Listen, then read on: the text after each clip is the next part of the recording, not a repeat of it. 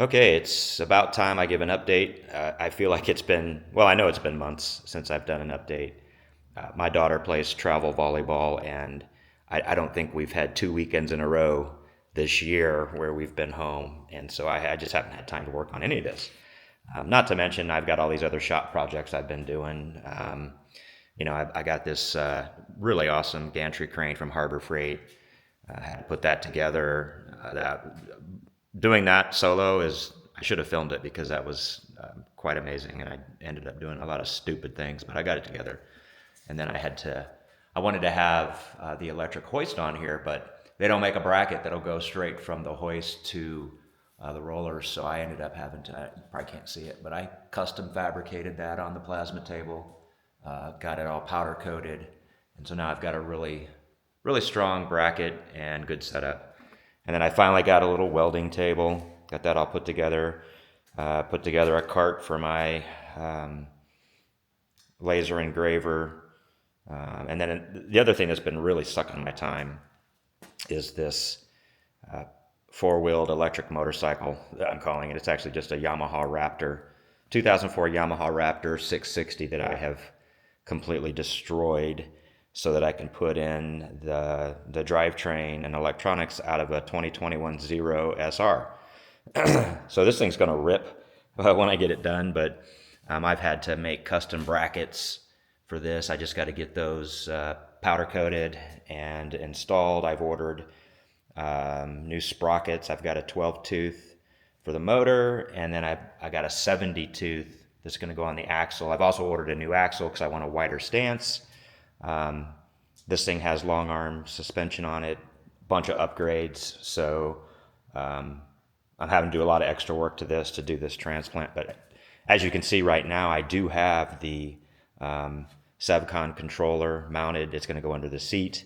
And then I've got the big old Zero battery mounted in here. I have to do a lot of more brackets to stiffen all this up, but I did make this really cool custom bracket to mount this battery in here.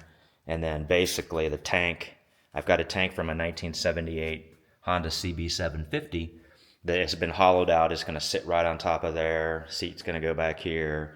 And then, the motor, of course, is going to sit on top of the swing arm.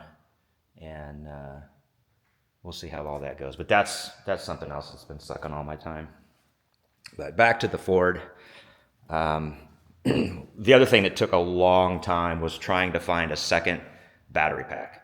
I looked forever just to find somebody selling just an empty case, the shell of it, but nobody was anywhere near me. So as you can see, the last time I gave an update, I had been cutting the one battery case and leaving just the center section because I've, figured out that that's going to be the easiest way to get these battery modules secured because of I'll be using the factory clips that comes with it to mount the modules in here. And then I just got to make brackets and get the box mounted inside the frame rails, which should be pretty easy. So anyway, in order to have all four in here, I needed a second battery pack so that I could cut up that case as well, and so that I have two.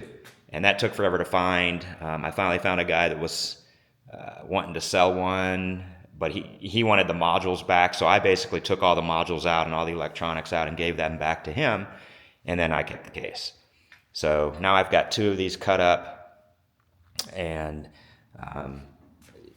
the fitment is going to be super tight. I've got it, because this frame narrows as it goes to the front, and I've got this partially welded in Crown Vic kit. I'm like a quarter inch short, so I'm going to have to shave down this case up top here to make more room for it to drop in. But then it should drop in. I'll be cutting both of these cases right here and joining them inside of here once I deal with this cross member here. And then this is where all the batteries are going to meet, and a lot of the wiring and contactors and stuff is going to go together. Hopefully that's where it'll fit. But yeah, so that took a long time, and I've got all that taken care of. And so now I've started working on the battery modules. I've got all of these sitting here on my cart, and what I have to do now is, because nobody makes a BMS that will just plug into, you know, these factory circuit boards here, right? You've got this circuit board from Tesla, right? And nobody makes a BMS that will work with an individual module.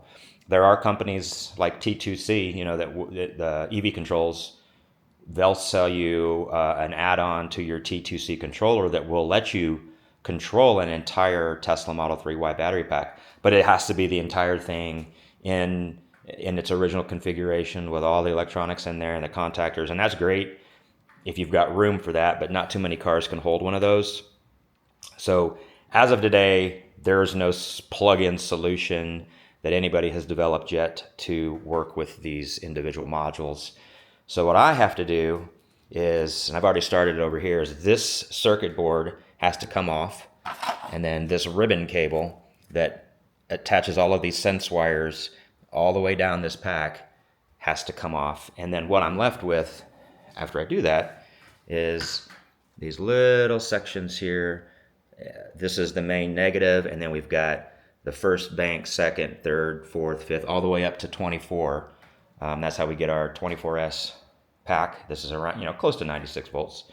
And so I have to physically attach my sense wires for my BMS system to this.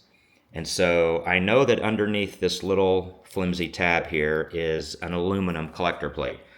Now, I don't know if this specific tab is aluminum or if it's just super thin nickel, but I have to either spot weld my own nickel plate onto here, solder something. I have to find a way to permanently and securely attach wires to each one of these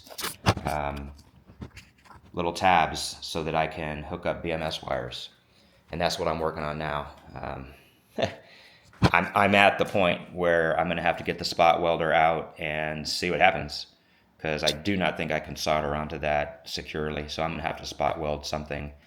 A nickel plate is perfect, because then I can just spot weld a new nickel plate onto there and then easily solder wires onto that. So that's where I'm at. I just bought this cheap Chinese little JK BMS here that I'm going to use to connect each module one at a time as I get them done, and then I'll hook that little BMS up to it. I have a charger, a 96 volt charger, and then I'll start charging and balancing each one of these modules to get them to the exact same voltage, because these things have been sitting out of this car for probably, 6 years. This was a 2018 battery pack. Yeah, so it's been sitting for a couple, at least 4 to 6 years. And so I want to get them all charged up to the exact same amount, and that's how I'm going to do it. And then what I'm going to do is I'm going to use this plug to permanently mount onto here, and then I can just plug in, once I get the dilithium wiring done, I'll just plug into each one of these modules and be able to go and switch from this temporary BMS to the permanent one after I string them all together. So, although I haven't been posting videos, it doesn't mean I haven't been working. I've been doing a lot of work on it. It's just taken a bit. So that's my update for today.